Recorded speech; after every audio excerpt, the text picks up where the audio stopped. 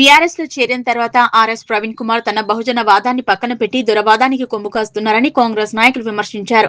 బొమ్మరాజ్పేటలో కాంగ్రెస్ నేతలపై చేసిన ఆరోపణలను ఖండిస్తూ మేడ్చల్ జిల్లా గట్కేసర్లో పోచారం గట్కేసర్ ఇదిలాబాద్ డివిజన్ల అధ్యక్షులు కర్రె రాజేష్, బొక్క ప్రభాకర్ రెడ్డి, సామల అమర్ మీడియా సమావేశం నిర్వహించారు.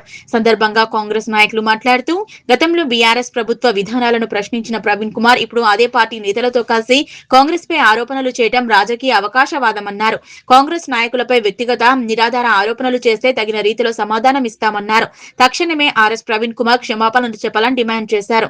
మేడ్చల్ ఎమ్మెల్యే మాజీ మంత్రి చమ్మకూర మల్లారెడ్డిపై కూడా కాంగ్రెస్ నాయకులు తీవ్ర స్థాయిలో విమర్శలు చేశారు. ప్రజా సమస్యల కంటే తన ఆస్తులు, వ్యాపారాలపైన ఆయన శ్రద్ధ ఉందన్నారు. త్రాగునీరు, రహదారులు, డ్రైనేజీ వంటి సమస్యలు ఇంకా పరిష్కారం కాలేదన్నారు. సమావేశంలో సీనియర్ నాయకులు ముల్లి జంగయ్య, సింగిరెడ్డి, శ్రీనివాస్ రెడ్డి, వినోద్ కుమార్, పొలగాని సహదేవ్ గౌడ్, మల్లేష్ తదితరులు పాల్గొన్నారు. ప్రవీణ్ కుమార్ గారు, నీ దొంగను పక్కకు పెట్టుకున్నావు, మల్లారెడ్డి గారు దొంగ. ఒక విషయం అడగదలుచుకున్నా, ఇలా డీసీసీ అధ్యక్షుడు వజ్రేష్ యాదవ్ గారిని ఎవడా ఈ వజ్రేష్ యాదవ్ నీకు మాట్లాడే తరిక లేదారా? నీవు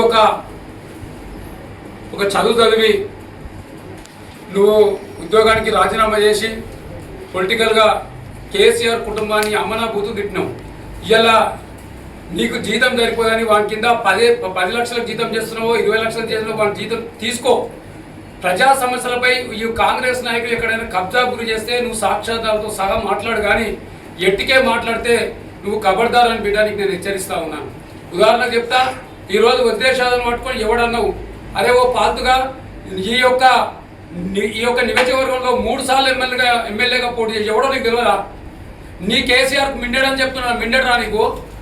మరి ఆ రోజు నుంచి ఈ రోజు వరకు కూడా ప్రజా సమస్యలపై వజ్రేష్ యాదవ్ గారు ఏ విధంగా పోరాటం చేసిండో ఈ రోజు ఆయన దాదాపు 3 సార్లు ఎమ్మెల్యేగా పోటీ చేసినటువంటి విషయాలలో మీరు అందరూ చూస్తున్నారు. నిజంగా ఆయన ఎక్కడైనా ఒక ఈచి భూమి కబ్జా చేస్తే ఇలా రాష్ట్ర ముఖ్యమంత్రి దగ్గర పెట్టండి, లేకపోతే మీరు మీడియా ప్రసంగా ఈడొక 2 ఎకరాల పేదల భూమి కబ్జా చేసిందని పెట్టండి, మీరు ఆయన మీద చర్య తీసుకోవడానికి కూడా పార్టీ సిద్ధంగా ఉంటుంది.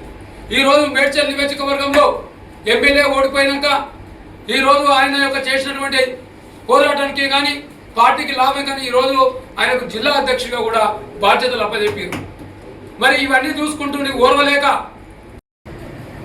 బొమ్మరాజ్పేట గ్రామంలో బీఆర్ఎస్ పార్టీ నాయకులు ఆర్ఎస్ ప్రవీణ్ కుమార్ గారు మరియు మల్లారెడ్డి గారు స్థానిక ఎమ్మెల్యే రైతుల పక్షాన మేము ధర్నా చేస్తున్నామని చెప్పి అక్కడ కూర్చొని రైతులు లేకుండా రియల్ ఎస్టేట్ వ్యాపారులను కూర్చోబెట్టి మా సీఎం పైన, మా రేవంత్ రెడ్డి గారి పైన, మా శ్రీనివాస్ రెడ్డి గారి పైన, మా వజ్రేష్ యాదవ్ పైన అనుచిత వ్యాఖ్యలు చేసిరు.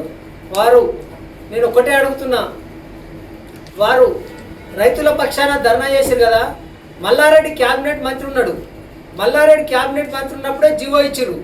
ఆ రోజు నువ్వు క్యాబినెట్ మంత్రి అయి ఉండి నువ్వు సీఎం గారితో డిస్కస్ చేసి, మీ కేసీఆర్ గారితో డిస్కస్ చేసి మీ ప్రభుత్వంలోనే జీవో వచ్చింది. ఆ రోజు ఏం చేసినావు? మీరే ఆ జీవో ఇచ్చి రైతులని మభ్యపెట్టి మీ కేసీఆర్ ఫామ్ హౌస్ కుటుంబ సభ్యులంతా ఒక రకంగా అందరూ భూములు కొనుగోలు చేసుకొని అదంతా కొనుగోలు ప్రాసెస్ అయిపోయినాక మీరు ఒక జీవో ఇచ్చుకొని మీరు లబ్ధి పొందాలని చూసిరు తప్ప మీరు రైతుల పక్షాన ధర్నా చేస్తామని చెప్పి అబద్ధాలు చెప్పి మీరు పప్పం కట్టుకోనికి వ్యవహరిస్తున్నారు. ఖబర్దార్ మల్లారెడ్డి, నీ వ్యవహారం అంతా మేడ్చల్ కాన్స్టిట్యున్సీ ప్రజలకు, రాష్ట్ర ప్రజలకు మొత్తం తెలుసు. నువ్వు ఆ రోజు క్యాబినెట్లో ఉండి ఏం చేసినావు? నేను ఈ సభాముఖంగా అడుగుతున్నా, మీ ప్రెస్ వాళ్ళ ద్వారా మల్లారెడ్డి అడుగుతున్నా, నువ్వు క్యాబినెట్ మంత్రివే కదా, నువ్వు ప్రొవిడెంట్లో పెడితే ఏం చేసినావు ఆ రోజు?